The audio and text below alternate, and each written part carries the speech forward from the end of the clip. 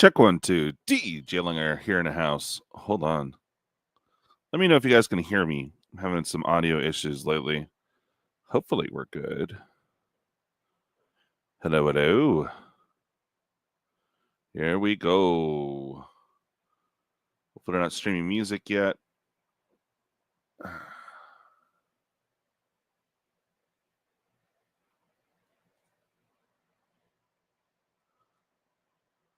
Right. Wow, it's so basic here. Watch. There we go. And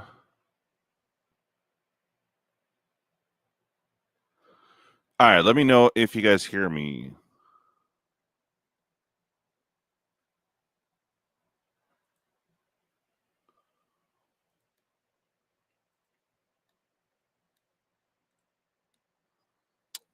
I got nothing in ears right now. Let's see. Okay, I have audio. Okay.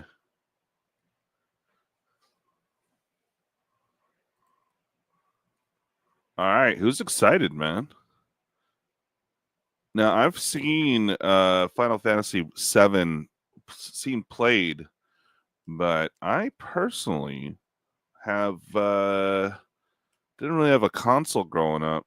Had a console after like way late, but never got Final Fantasy. If it came with whatever I had at the time, I would have played it. But so I'm not anti or anything. I just never played. Watched it a few times and thought it was pretty cool. So I'm pretty excited for those that are excited. Me, I'm just looking for my color pie. Loud and crispy? Nice. All right, come on. We got about 2 minutes for it to start.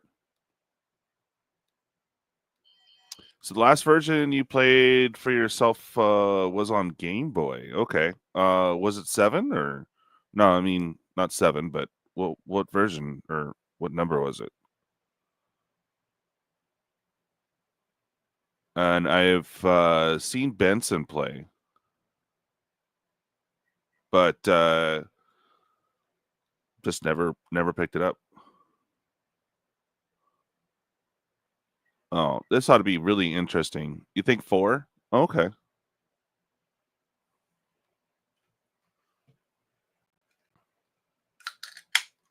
gonna go and crack that bad boy right now.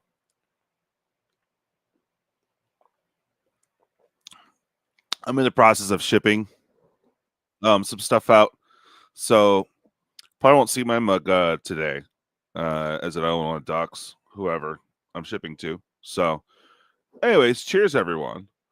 Just waiting for it to start. We got less than a minute. So welcome to the channel. Much appreciated y'all for joining me in this live coverage. We have a tendency to meme a little bit. But for the most part, I kind of stay quiet during it, and then we talk about it afterwards, especially if I have any guests on. So it is just me. Today I will see if we can get some peeps to join us and talk with us during the live, but for the most part, thanks for watching it with me. Alrighty. Where art thou? Oh, yeah.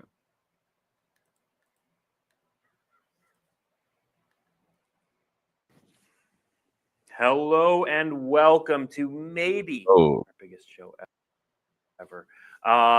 This is WeeklyMTG, and this is also our first look, and your first look, at Magic the Gathering's Final Fantasy Universes Beyond set. I'm your host, Blake Rasmussen, but I'm going to mostly stay out of the way today because as excited as you might be for this set, and we know there's a ton of excitement out there, these two gentlemen to my left are probably more excited.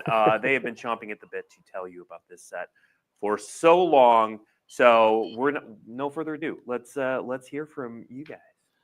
Well, everybody, it's time. Welcome to Final Fantasy meets Magic the Gathering. This has been years and years and years in the making. I think we started working on the set in 2021, and we started talking about it even before that. We've put so much time and energy and love into this, and I cannot wait for you to see what's going on today. Yeah, I've had the chance to work on this set for 4 years, and it's been a dream come true for myself and many other people in the building. The passion, the energy, the excitement from our game design team, our art director team, everyone that's touched the product in any way has just been an amazing journey over the last 4 years, even to the extent of like random executives chasing me down in the hallway and asking like, what does Chocobo do? Like, what are we doing? So everyone, like the passion and excitement from everyone here at Wizards has been so palpable for so long. So I'm so excited to share it with everyone. Yeah, and I mean, I've been a Final Fantasy player for almost my whole life. Like the first game I ever bought with some help from my parents was Final Fantasy 1, right? That really got me going. And now to actually get to work on the set is incredible. And also get to work with Square Enix was unbelievable. Like these are the people that make this game and this franchise that I love so much. And we worked hand in hand. It was really an authentic collaboration. Like we went over there many times. We play tested with them. We showed them the cards. We saw some people who'd worked on the earlier games, see cards that we had made. It was an incredible experience. And it's really something special. For me, it is the most special Magic set I have ever worked on. And it really means a lot to me. Yeah, absolutely. We're quickly here just going to show a video for fans who may have missed some of the announcements from yesterday. There was an article that went live talking about the Commander decks that were released, which was very exciting, as well as the announcement of Yoshitaka Amano being involved creatively with the project, which we're very excited about. We knew we had to do that. Yeah, right? That was critical. It had to be done. So. Yeah, I mean, so we're gonna show you a little video here in a second. It's gonna run you through a ton of cards. You get a ton of cards in a very short amount of time, but stay tuned, don't go anywhere. We're gonna come right back and talk about all the cards. You're gonna have some questions, I'm sure. Well, we have answers. So we're gonna show you the video, and everybody welcome to Magic the Gathering, Final Fantasy. Here we go. Welcome to the first look at Magic the Gathering, Final Fantasy. The legends from 16 games are represented in this set, which includes 4 Commander decks.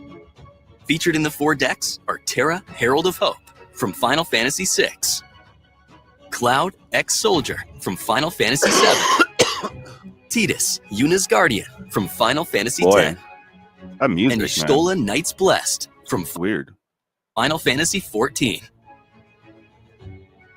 Which card will command your deck?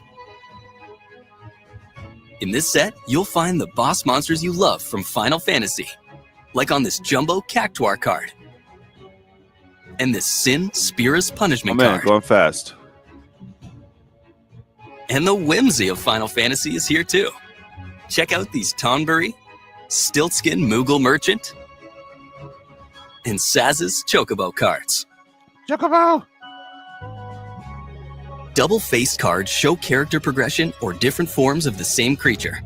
For example, Garland, Knight of Cornelia, becomes Chaos the Endless with matched increase to power and toughness. Cecil Dark Knight and Cecil Redeemed Paladin reflect Cecil's journey in Final Fantasy IV. This Emmett Selk Unsundered card becomes Hades, Sorcerer of Eld, when turned to its opposite side. Oh, wow. With side quests Catch a Fish, you can go fishing, then turn the card over and cook the fish with Cooking Campsite to produce a food token card. New in this set are Summons, shown here on this Shiva card. Summons are saga creatures that combine features of a saga and a creature, so you can go through the steps of the saga and attack or defend at the same time. The Final Fantasy Through the Ages bonus sheet features well-known art from Final Fantasy's history. Dragon at Mount Gulg features art by Yoshitaka Amano, and Yuffie Kisaragi shows art from Tetsuya Nomura. You'll find these favorites and more you love from Final Fantasy I through Final Fantasy XVI. Sephiroth Planet's Heir and Cloud Planet's Champion cards face off and ready to play decks from the starter kit. Check them out.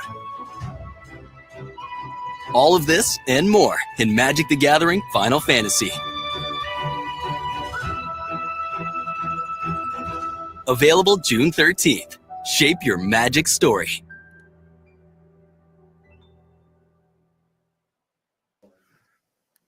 Wow. And welcome back. We packed was a a speed lot of run. hype to a really short amount of time. And so we are going to spend the rest of this show, well, I mean, these guys are going to be gushing for quite a bit of it, but also talking about behind the scenes, how these cards came to be, new treatments, art styles, just everything. We are going to unpack everything you just saw over the next hour. And we're going to start by first, they were so excited, they didn't even give their names when we started. So let's It's start. Final Fantasy Day. It's It's Final Final Fantasy Day. You know? Yeah. Like, I'm so excited. So before we dive into everything, who are you and what did you do on the set? Hey, I'm Gavin Verhey. I was the lead set designer on Magic the Gathering Final Fantasy, which is a huge honor. Really amazing to work on it. I also want to give a huge shout out to the rest of the design team, Daniel Holt, who led the Commander decks, not on the stream today, and Yanni Skolnick, who led Vision Design. Of course, it was a huge effort across the whole company, but from the design side of things, these folks are the ones that really drove the whole thing forward and made something incredible. Awesome. And I'm Zakil Gordon. I was the executive producer of this set, doing everything from product design to working with all of the teams involved. Obviously, the design team, also our creative team. Shout out to Dylan Devaney, the creative lead for the set, who did an amazing job. So I've been involved with the project for 4 years now. It's wild. I can't believe it's 4 here. years are trying to Yeah, I just can't. right now. I'm freaking out.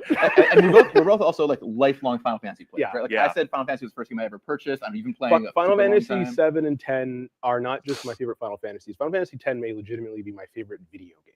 So it's so good. All right. Well, we're going to talk about all that goodness. So everything you just saw, we're going to go over it. So if you didn't quite pause the screen on what you wanted to see, we're coming back to all of it. Let's start by just talking about the set as a whole. This is a big deal. This is our first, standard Universes Beyond set. There's a lot going on here. Tell us about the set as a whole. Yeah, so Magic the Gathering Final Fantasy is a full tentpole booster release that's legal in all formats coming out in June. The set celebrates all 16 mainline games. So if you're a fan of some of the earlier Pixel era content, there's absolutely going to be stuff for you. If you're a fan of some of the more modern titles like FF16, 15, or some of the MMORPGs in 11 and 14, those are also included in the set. Many of our team members have expertise throughout the history of Final Fantasy. So there were people who were super passionate about making sure we got Final Fantasy V correct and Final Fantasy III correct and the Final Fantasy XIV experience and how that differs from some of the other titles. So we went super, super deep to make sure that we accurately represented each of the mainline games in this. 8 SKUs. And as part of that, oh boy. one of the largest or biggest design challenges I think we've probably ever had for Magic and for Universes Beyond. So as a kind of self-imposed limitation for the set, the main set specifically is limited to all 16 mainline titles. So for example, Final Fantasy X is in the set. Final Fantasy X unfortunately did not make it. That was a You said Final Fantasy X and then Final Fantasy X. You said Final Fantasy X, Final Fantasy X-2. Okay. The sequel and spin-offs are unfortunately not in. That is just entirely due to the sheer scale of content. You really could have made multiple different sets, but in order for us to get this correct and to make sure that we really accurately represented specifically many of the earlier games and the breadth of the entire mainline series, we imposed that design limitation.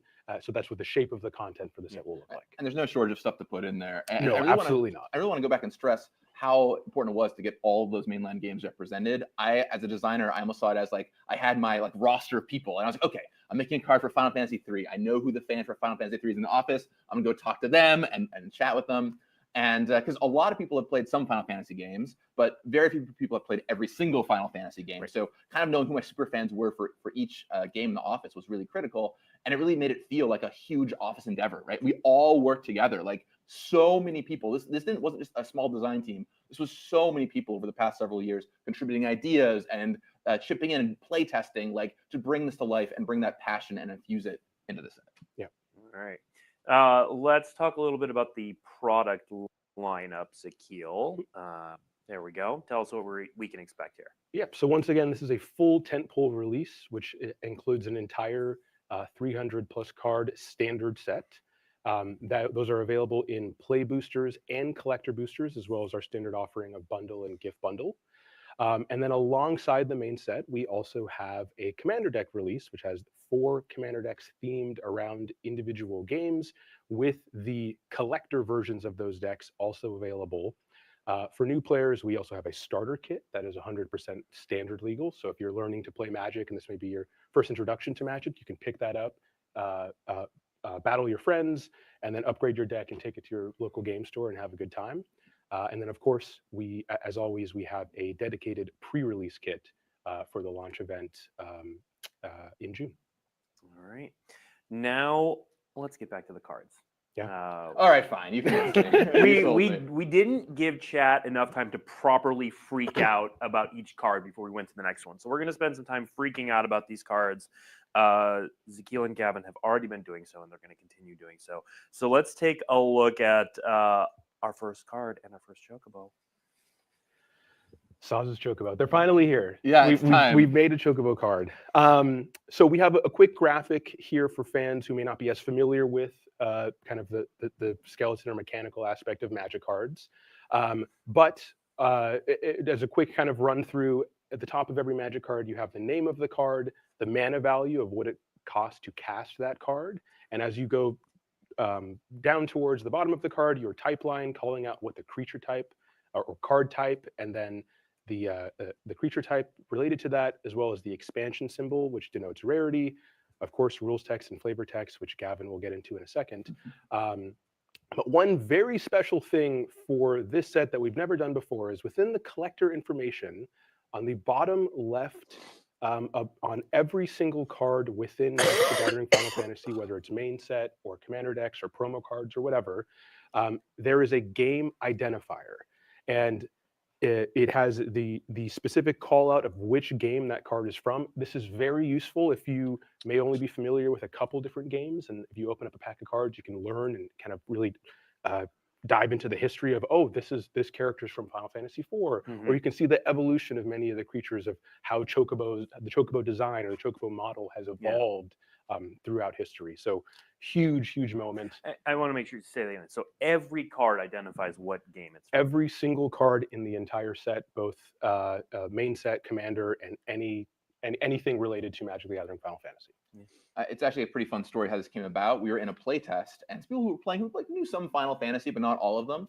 And they're like, "Well, here, who's this? What game is this from?" And I was like, "Oh, that's from Final Fantasy VIII." And they looked at another card, and they're like, "Okay, well, what is this from?" "Well, that's from Final Fantasy III." And we were looking at that, and we're like, "Oh, well, what if we just actually put that?" It was actually Zekiel's idea. What if we just put that on the card? And I love it. It's like you get to see the ones that you know and recognize, but also it tells you should go look a little deeper, right? You're like, "Oh, I want to go learn more about 8 or 3 or whatever the game might be." And I love that it draws you in a bit to the whole universe of Final Fantasy. Yeah.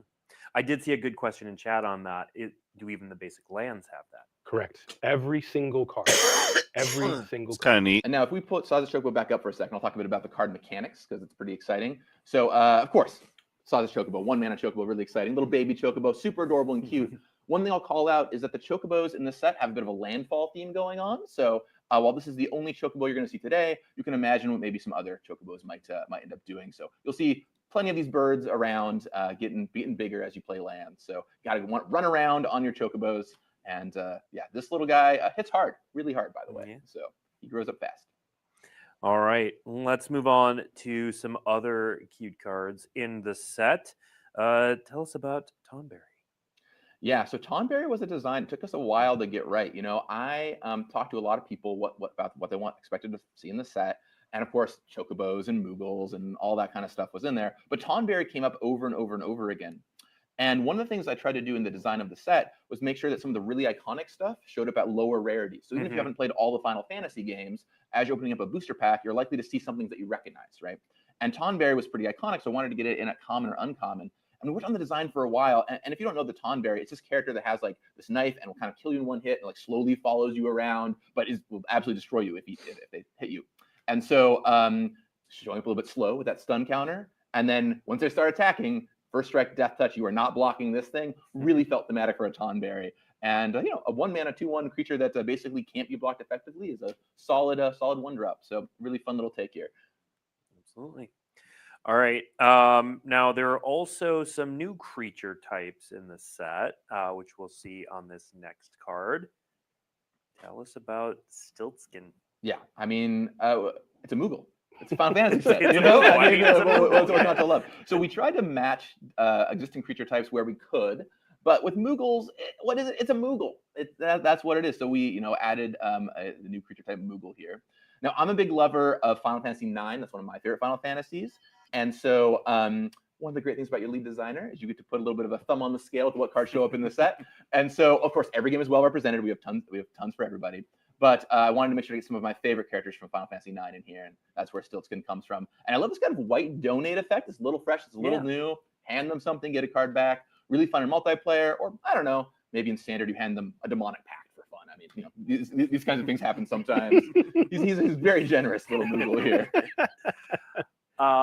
Zakil, we also see kind of our first booster fun here with those borderless woodblock cards. Tell us about those. Yeah, absolutely. So as we were going through development, one of the things that we worked on with Square Enix was trying to figure out what are cool, awesome collectible iterations of many of these characters. What can we really do to bring this set to life, feels authentic? And the borderless woodblock art style is one that we did in Neo Kamigawa on the basic lands that were very successful and people love them. And so we brought them here kind of as a nod to the Japanese roots of the Final Fantasy series, and just a beautiful art style that we think just really elevates all of these cards. Mm-hmm. Okay. Now, one of the bigger reactions I saw in chat is for our next card, and bigger is correct. I believe this is the biggest number ever in the text box of a Black Border Magic card. So as someone who I've played Final Fantasy VII and dabbled in a couple others, but I'm not super familiar. This was the card I'm looking through the set that caught my eye. It's So it's big for Final Fantasy. It's huge for Magic. Tell us about this. Well, first of all, I think one thing I'll say is, Zakil and I, for the past several years, every time there's like a new Reddit thread or a new, tweet on some social media about talking about what they expect to see in the set, we're always like, ooh, what do we get? What do we get? What do we get? And the Cactuar that gets plus 9999 has been, or plus 99, depending on which version they're talking about, has always been a thing people have suggested. Yeah. And so every time Zakil and I are like, we got him. We got him on this one. And this card's been there since almost the very beginning. It's perfect. So a Cactuar, deals a ton of extra damage. There's 10,000 needles is the ability of the Jumbo Cactuar here. This one gets plus 9999 in the game. And it's such a perfect creative fit. And yeah, it is ridiculous. It will kill you in one hit. It does have player death touch. Yes, you can fling this at people. Yes, you can give it haste and go bananas. But I love that it really captures the game mechanic of Final Fantasy in a really straightforward way that you see it and you're like, I get it. I understand. And one of the fun things for me and others on the design team about working with a game to make a Magic set out of is there's already a lot of fun game mechanics we can just translate into Magic. And this is one to me of like, yeah, what does it do? It deals 10,000 damage. Well, there you go. I guess here we go. That's what the card's going to do here, Yeah.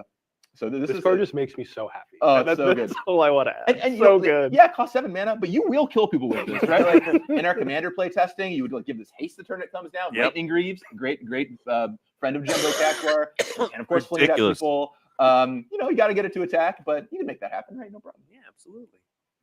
No, and I think one of my favorite things about this card is obviously there are tons and tons of Final Fantasy fans out there, but also you can just look at that card and get it. Right. Yeah. Yeah.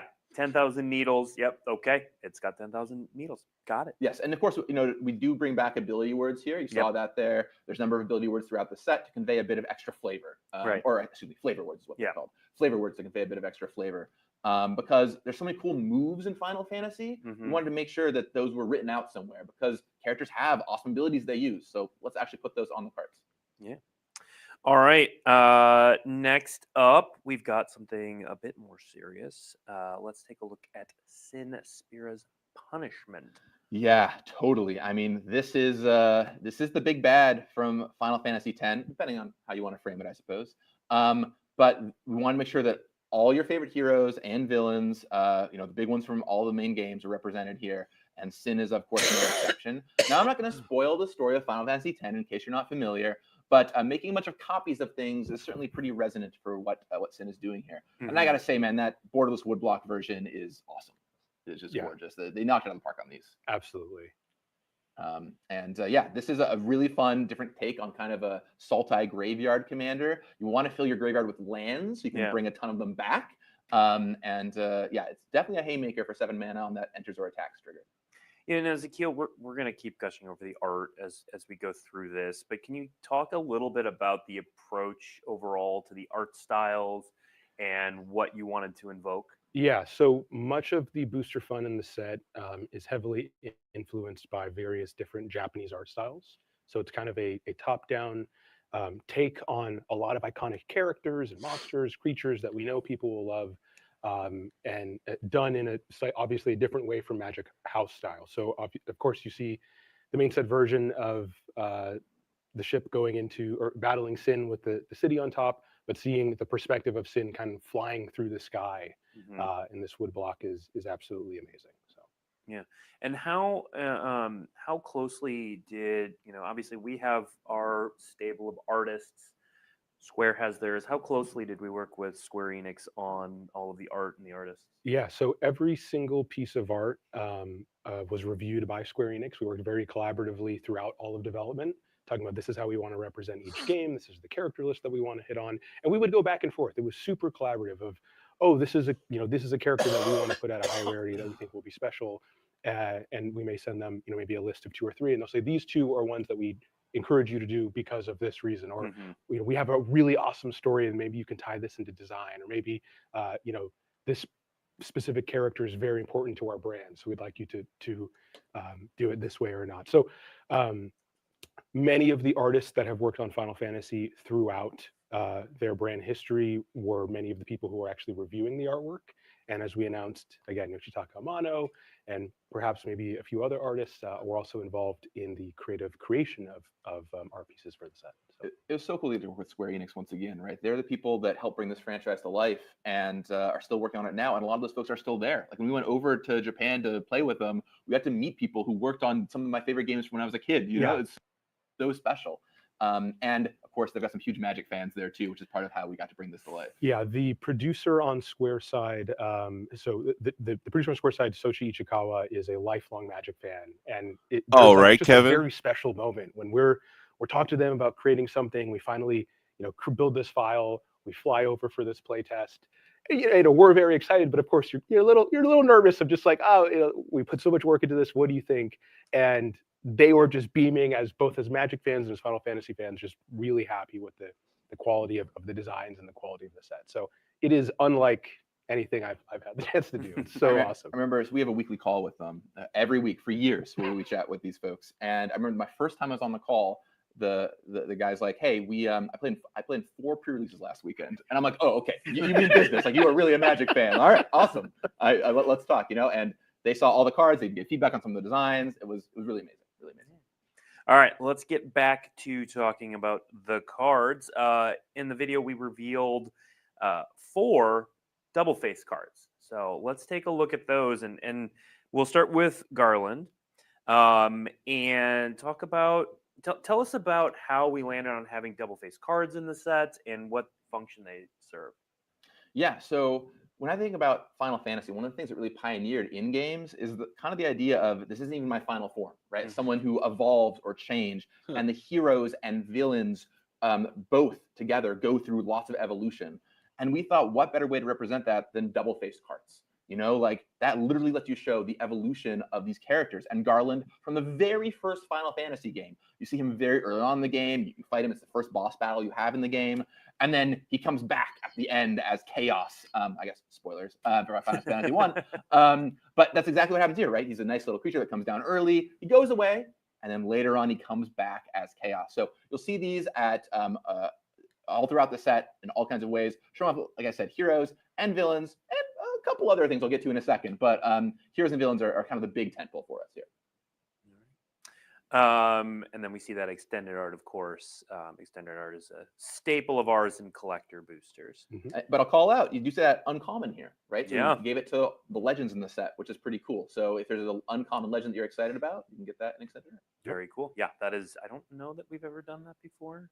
I don't believe we have. Okay. Yeah. Just let the legends of Final Fantasy shine a little bit. You know? Yeah. I thought it was a cool idea. Every character is someone's favorite character, and we took that very serious throughout development, just of making sure that if you're a super fan of FF1, there's an awesome, cool card that you can collect and build a deck around. Totally, like when reading all these threads, like you get all the characters you would expect every time. There's always like these notes about like, what about this character, this side character, this side character, and really, you're absolutely right. Every character is someone's favorite character, so let's make them awesome for gonna be in the set. Yeah, at least a few people in chat were pretty stoked to just shout chaos. You can do that too.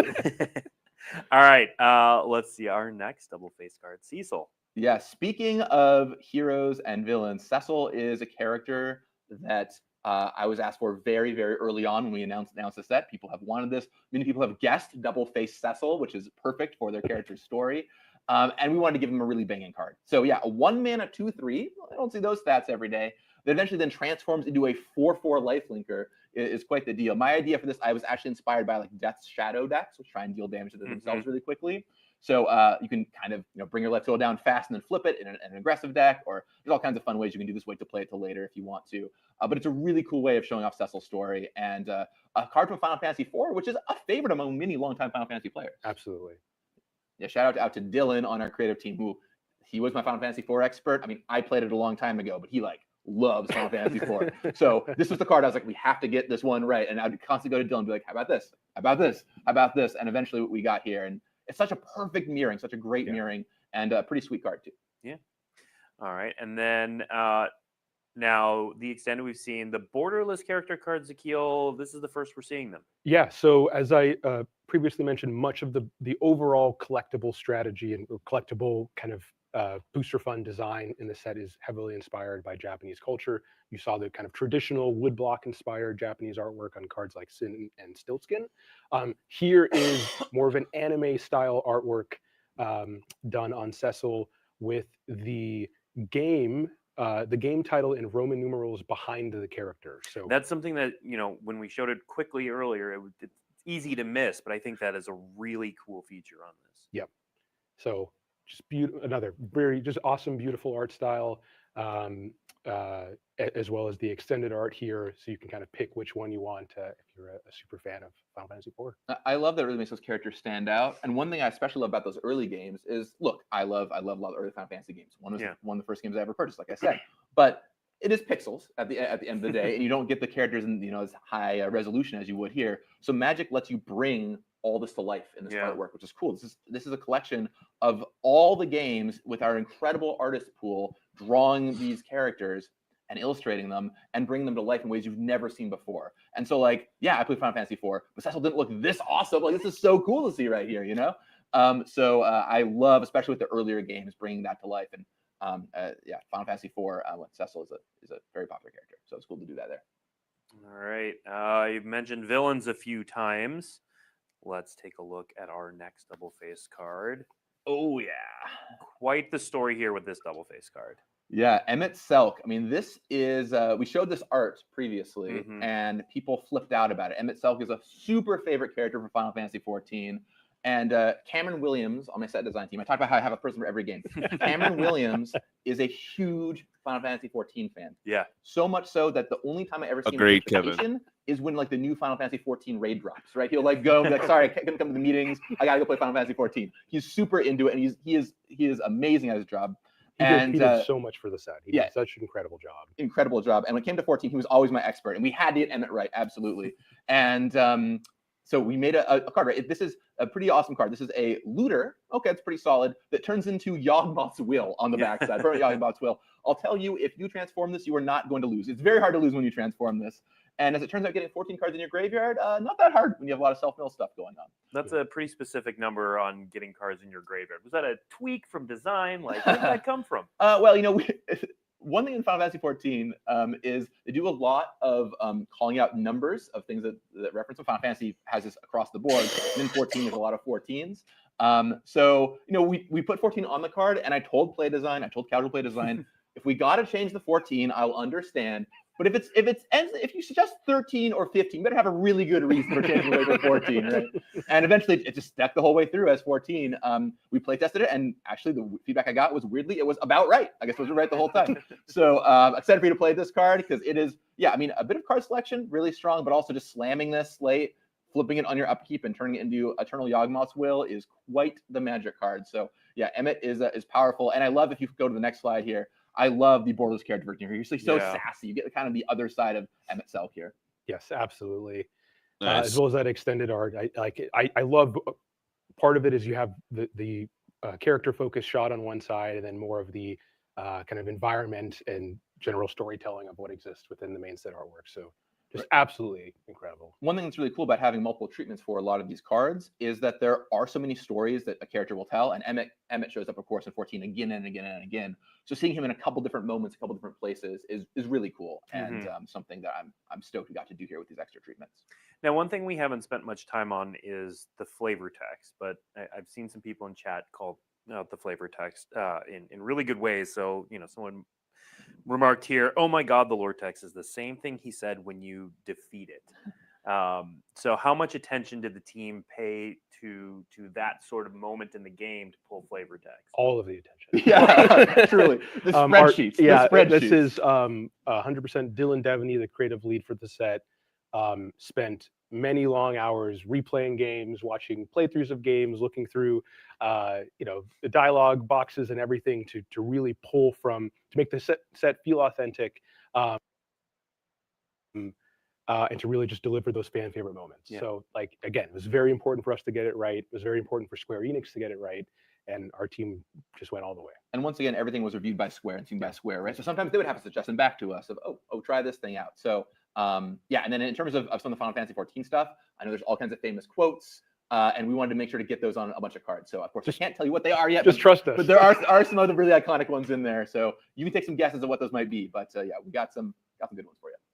All right, so the DFCs we've talked about so far have all been characters who transform, but there's another type of DFC. Yeah, so when I was making the set, we did a lot of play tests. People were having fun with it. You get all the heroes, all the villains, you get these epic battles, which is a huge part of Final Fantasy, but also it's not the only part of Final Fantasy. Feedback I kept getting was, okay, I mean, I love this, but in Final Fantasy, it's not just about battling. There's side quests you go on and little mini games, and we get that in the set somehow. And we had these double-faced cards already. So I was like, what if we turn some of these mini games into double-faced cards where you get the reward at the end? And I love the idea, and it just stuck. It took a lot of work on iterating on them, but they turned out pretty cool. So let's pull it up on the screen here.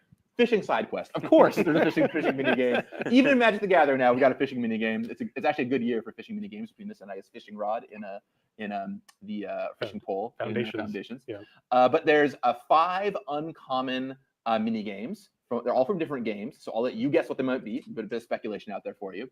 But they all have the side quests on the front side, and then on the back side, when you complete their quest, you get the reward from it. So here, you got to go fishing, and when you catch that fish, you eventually get to build your cooking campsite and cook that fish up, which is a lot of fun. And this references, of course, Final Fantasy 15, and I love that food token too.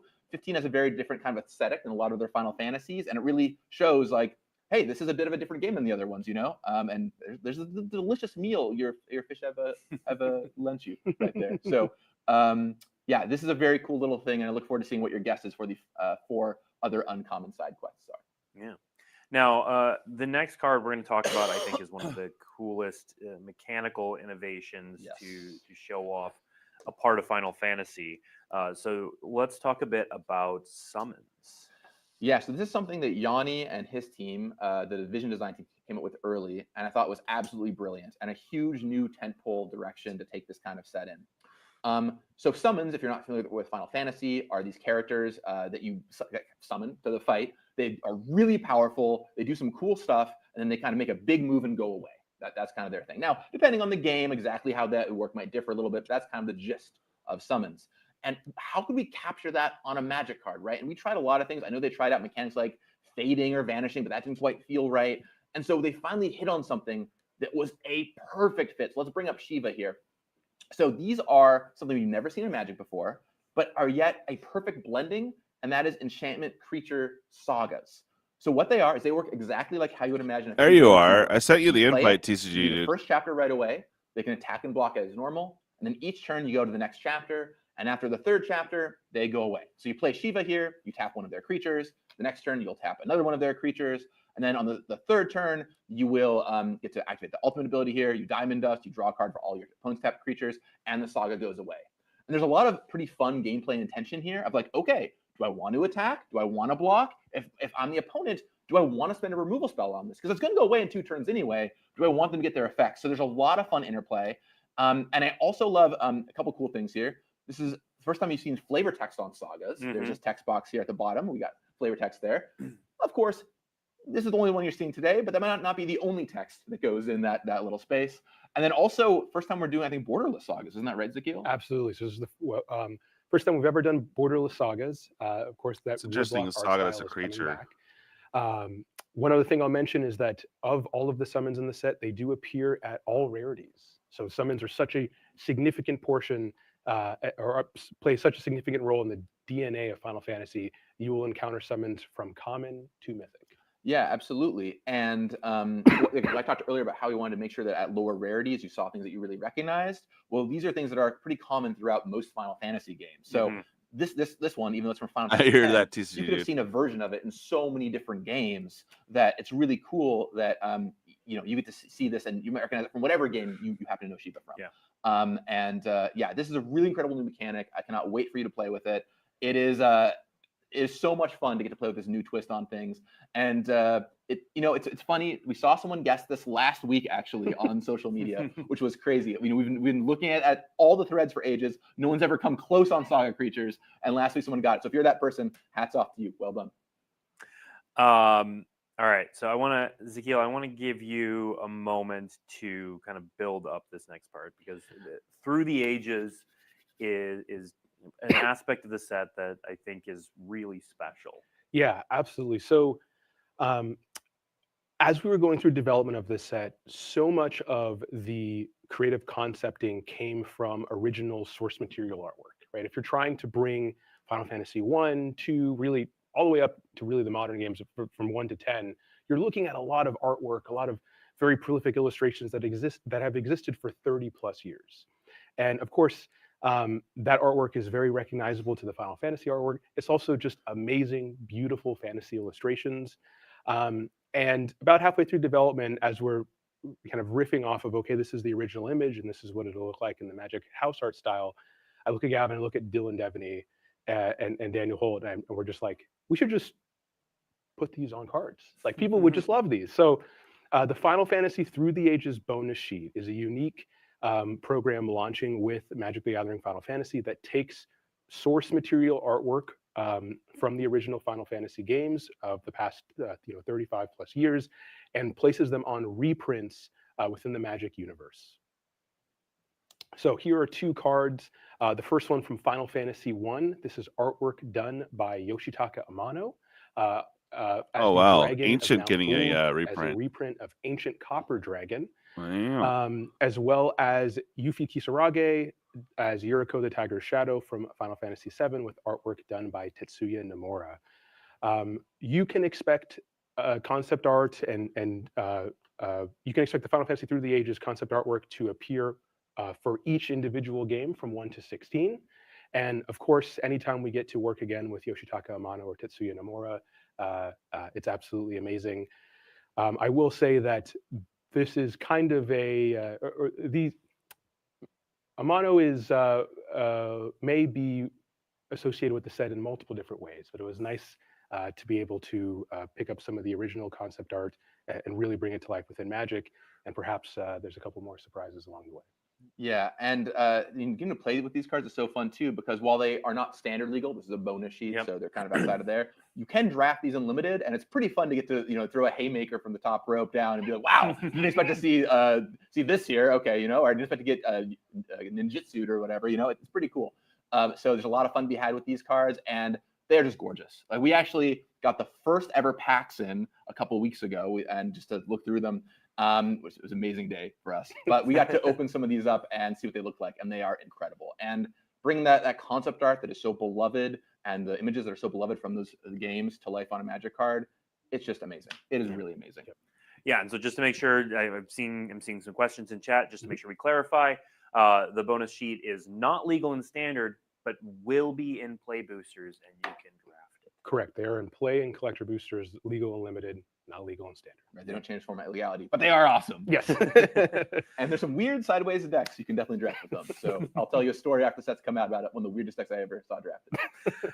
All right, now let's move into talking about Commander, the Commander design. So there are four Commander decks. You may have seen the article on IGN yesterday. I know a ton of people checked that out and looked at the 4 face cards. We're going to talk a little bit more about those. So let's go deck by deck and talk about each of the decks.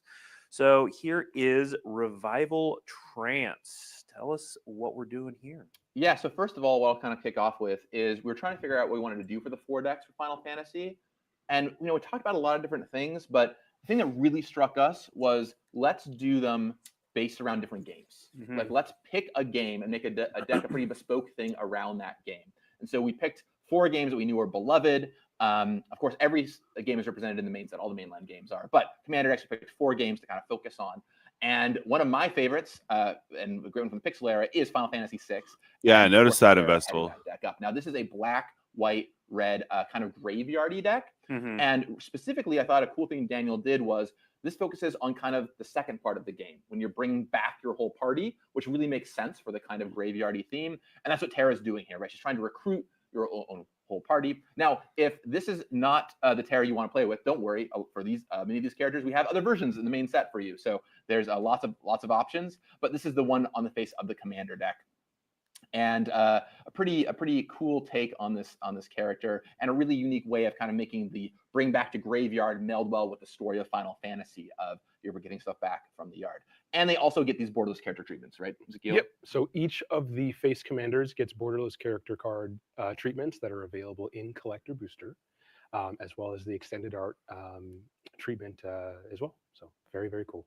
Now, I want to linger on something here because I think it's one of the coolest features of these Commander decks is, the main set has, all 16 mainline games, but each Commander deck draws from one game, and it's like you're playing just that one game, right? Yeah, above the land row, right? So the land row, we kind of grabbed a mix of, from different games, so some of them repeat across the deck and so on. But if it's a spell, it is themed to that game, which is really cool, right? We got all new artwork for these that all are set in the universe of that game. There's a ton of cool new cards and some new great reprints that have been refaced. So lots of fun was had there. And it really, like, when you look at these things, there's like bespoke representation of the game, right? You look at it and it feels like you were holding a bit of Final Fantasy VI's story in your hands.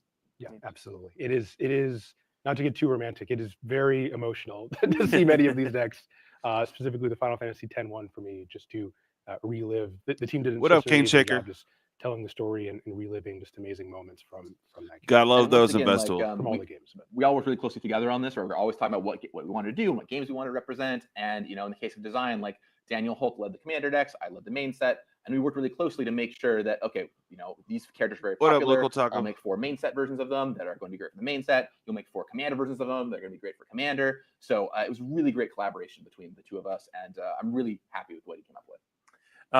Now, when these were revealed yesterday, we did get a lot of questions about MTG Arena. Now, typically, Commander cards don't come to Arena, but Final Fantasy is a really special set. People are super stoked that it's going to be on Arena.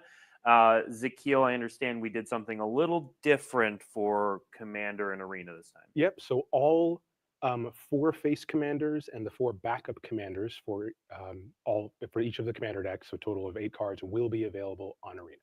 Okay. So be able to play those online and have a great time.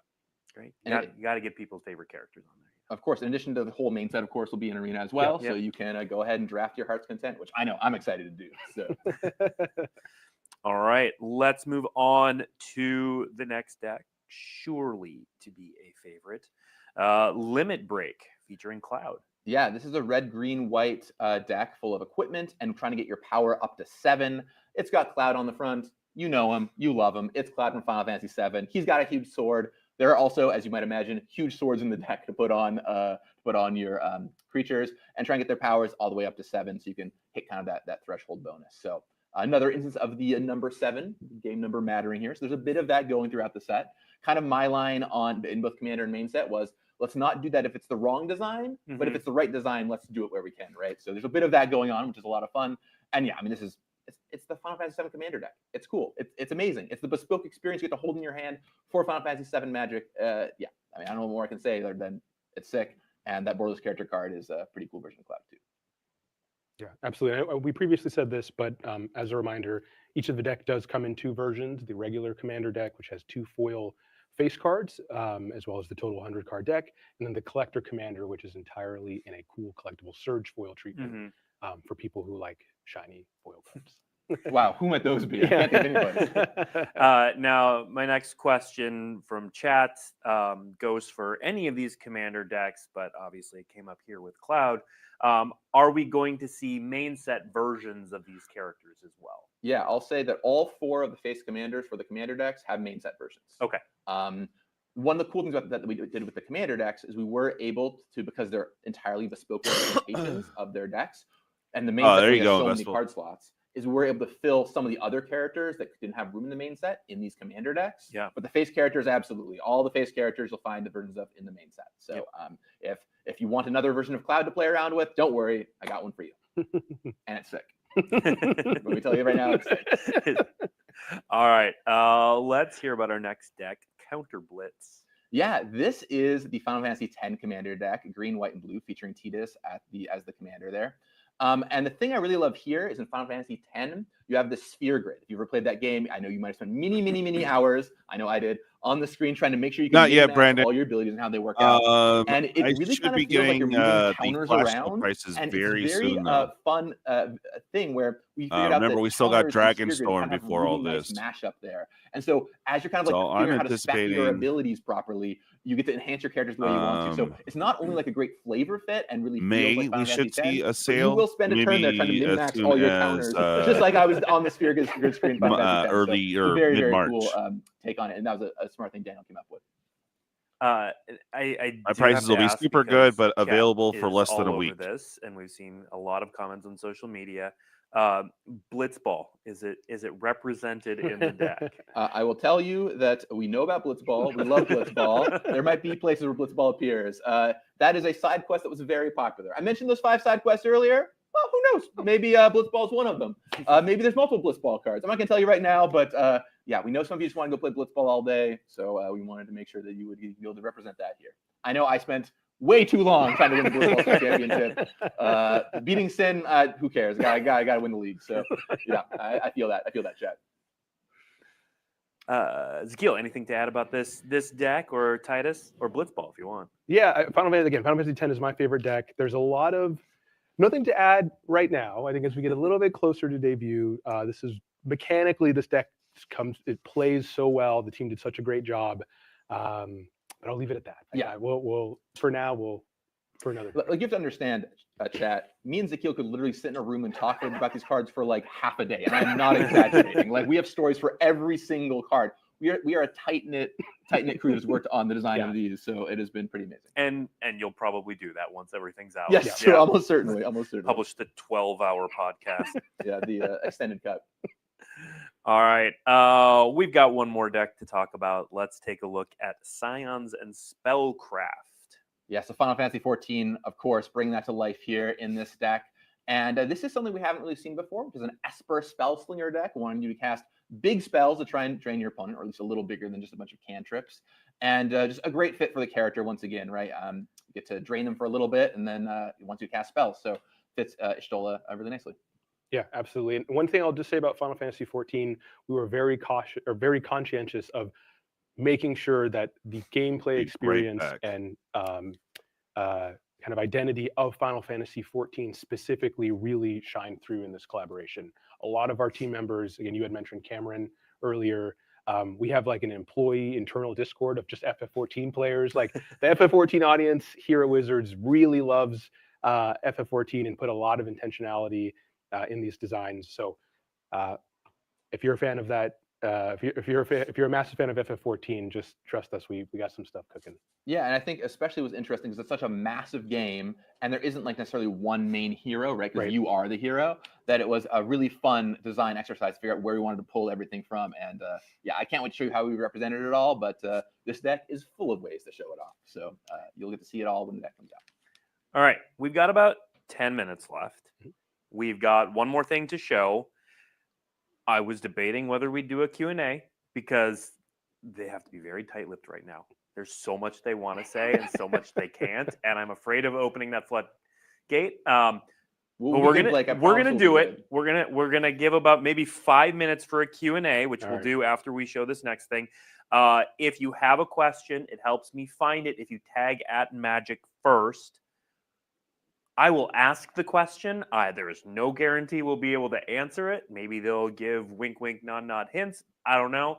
We'll find out. But we'll do a little Q&A, just a touch of Q&A. Before we do that, we had mentioned the starter kit earlier. Let's take a closer look at the starter kit. So this is the starter kit from Magic Final Fantasy. Very obviously, if you're going to pick two characters from the franchise, right here. Right. Come on and learn how to play Magic. Here's Sephiroth and Cloud. Battle. Right? Yeah. I mean, it's perfect. One quick note before we get into the designs. The entire starter kit, again, is standard legal. So if you're a new player coming into Magic, you can purchase this, battle your friends, open up some packs, upgrade your deck, and go to your local game store and start to learn competitive play. Yeah, and I'll say that this Sephiroth and Cloud are the ones in the starter kit. There are, once again, versions of both these characters in the main set as well. So there are other versions. These are standard legal, but there are other ones in the main set for you to go play. With that said, this Sephiroth is not messing around, especially. Like, it comes in, -2/-2s all your opponent's creatures, and then gets big. It's like a mini massacre worm. So, for starter deck face cards, like I said, these are not messing around. But there are other versions of Cloud and Sephiroth in the main set. So stay tuned, I guess is what I'll say. Stay tuned. All right. Interesting. Let's see what questions we can dodge. All right. Let's start here. Do the borderless cards come in non-foil? Yes. Great. Boom. One question. One question, and we answered it. You kind of talked about this earlier, but how long did this set take to develop, start to finish? Well, 4 years, I think, in total. Yeah. The entire collaboration is closer to 5. The development is just about 4. A long time. Long time. I mean, yeah, you had to. I thought that was great. Games I'm gonna have to get that clip. Play them again. You might as well have. Yeah. One of the things that we had mentioned earlier. So this is the first collaboration set that we've ever made that was simultaneously. We got 6 votes in. Japanese. 83% as we're going through so development, far. as we're developing our creative text and really identifying things, all of our working development files we would create in English and then be translated into Japanese and shared with Square Enix. Which again, and we traveled. Look for those awesome prices coming out of this channel. 4 different times, play testing, all kinds of different workshops. Probably mid-March, I'm guessing. So it's been quite the 4-year experience. I'll let you guys know Also, one thing in that was pretty Discord. cool is, I'll tell you, a lot has happened in the past 4 years. But one thing that definitely happened is a new Final Fantasy game came out. Right. And so it was fun to get to work with Square to incorporate that game into the set as well. So you didn't see anything from 16 today, but 16 is in there, and that was a fun little collaborative exercise too. All right, you mentioned the pixel era a few times, Gavin. Will there be pixel art on cards? Stay tuned. Okay. Some of the answers. One answer, may be one like dodge. That's okay. All right. There's okay. Actually, let's go here. Any content from the remake trilogy? It's a great question. So for Final Fantasy VII, the main narrative story that we are telling is focused on the original game. There are some nods to remake and rebirth in things like costuming or kind of scene landscape updates. But canonically, we are not telling the story of remake or rebirth in this product, as well as you will not see things like Crisis Core, Advent Children. The main focus is on the original games with a couple nods to costuming, which just helps in terms of as you're trying to adapt pixel and kind of low count polygon designs into high fantasy illustrations. Okay. There are a ton of questions. Please tell me this is in the set.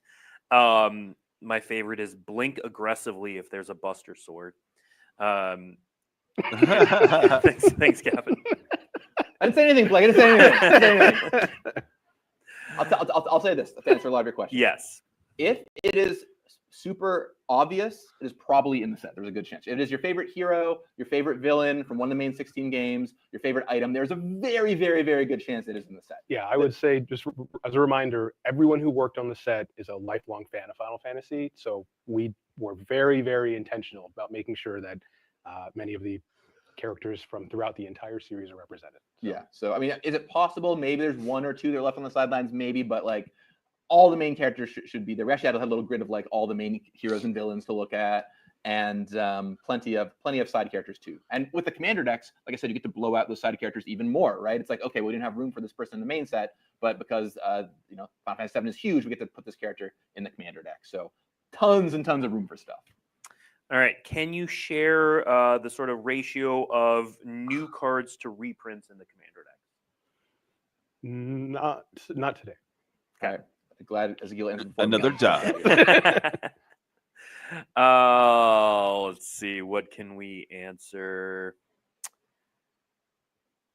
Here's an interesting development question, Gavin. We could probably spend a long time on this, but so Standard has changed a lot over the last 4 years. How difficult was it to keep this set in line with Standard over that time frame? Yeah, I mean, this set went through all of our normal Standard playtesting rigor. We had our whole play design team play it. We balanced it with Standard in mind. We put a lot of energy and work into making sure it would be great in Standard and all other formats too, right? This is legal everywhere. So there's shots for a lot of different places that show up in this set. And then Limited, we also drafted it a ton. It's a really fun Limited experience, in my opinion. Obviously, I am incredibly biased, so take that as you will. But I can't wait. I know when it comes out on Arena, I'm going to just be jamming draft after draft after draft. So I cannot wait for you to all be able to check it out that way. But yeah, we put all of our normal energy and intention. It wasn't like we took any shortcuts. Like we put all the energy we wanted to into this to make sure it would be the best set possible. All right, we are just about out of time. We'll go with one last question. Will there be any secret layers? I can confirm there will be. Okay. And I'll leave it at that. There we go. Are there any other little projects hiding around the corner people might be surprised about? I don't know. Okay, well, fair enough. It's a secret. That's all we're going to say. All right, we Another are dodge. just about out of time. Thank you for tuning in to this first look at Final Fantasy. We are obviously going to be chomping at the bit to come back and share more. We're going to tie Ezekiel down and keep him from making public appearances until the time is right. Can't catch me! That time is going to be June 13th. So the global release for Magic the Gathering Final Fantasy is June 13th.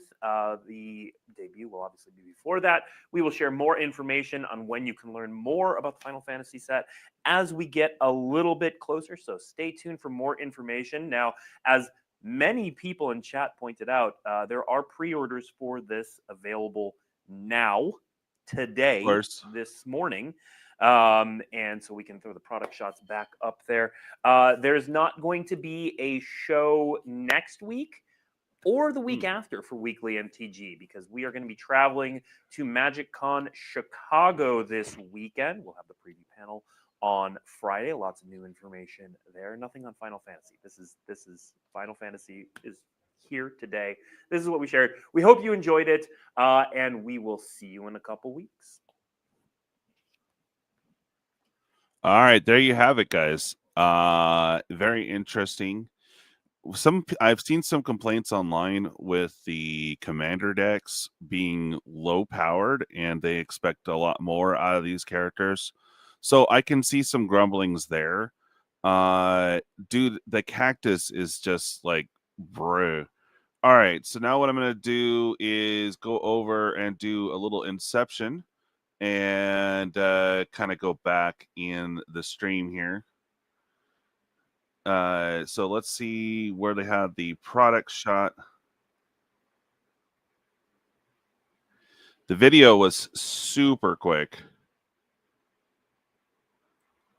But here you go. These are all 4 commanders. This was revealed yesterday. And there's our happy little poll there. Everyone is in it so far. It looks like, maybe 5 out of 6 votes going pro. So we'll go and end that. Anyway, so there's the commanders. The other stuff they kind of blip through. This thing is ridiculous. Oh my god. Definitely want this for my upcoming Bristly Bill set for sure. This is ridiculous. I mean, for a 7-drop, it should be.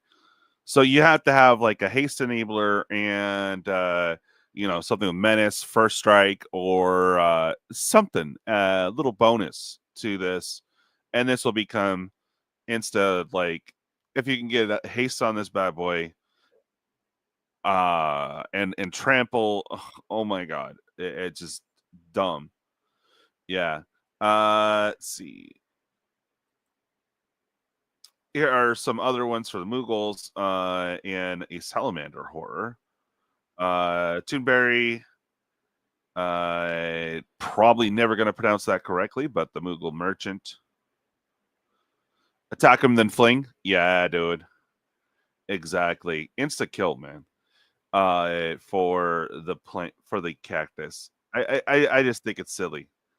All right, moving on here. We have the oh boy. Let's see if we can get this right. Yeah. The video went super fast. But we have Garland Knight of Cornelia, and he does flip.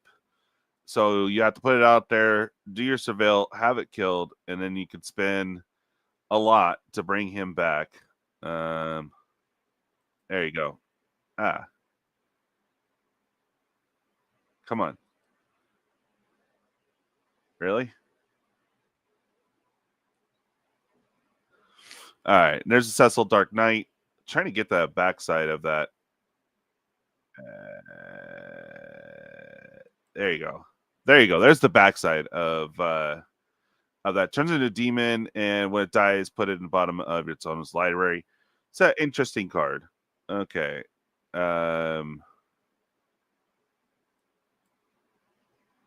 There we got Emet, Unsundered, turning into Hades, Sorcerer of Eld. Very interesting card for sure. Really stoked about the plant though. Okay. This one we saw. And interesting on the sagas. So we'll have saga creatures. We had saga land with Urza's with Urza, but yeah, now we have it on a 4/5 creature. It's crazy. I do like the extended art, very cool, or borderless wood block, I guess they're calling it. Very cool. Okay. There you go. And for the special guest, we'll probably getting kind of the art on the box and some other fun art here. Very cool. Very interesting that Ancient Copper Dragon is already getting its first reprint. I think it might have been a list card, but there you go. Very cool. And we have the characters are the front facing for the starter kit. Again, will be standard legal, so new players can hop in on this with the starter kit. Okay. And there we go. All right. So we have the collector box. Looks like they're leaving it alone. It's going to be a regular collector. Good. Then you have the play boosters. Again, those will be reduced down to 30. We have the regular bundle and the gift bundle. So the gift bundle should include a collector booster and 9 packs, I guess. We'll have more information closer to. But of course, they are doing the premium commanders. So last I looked, it's going to be about $70 a pop.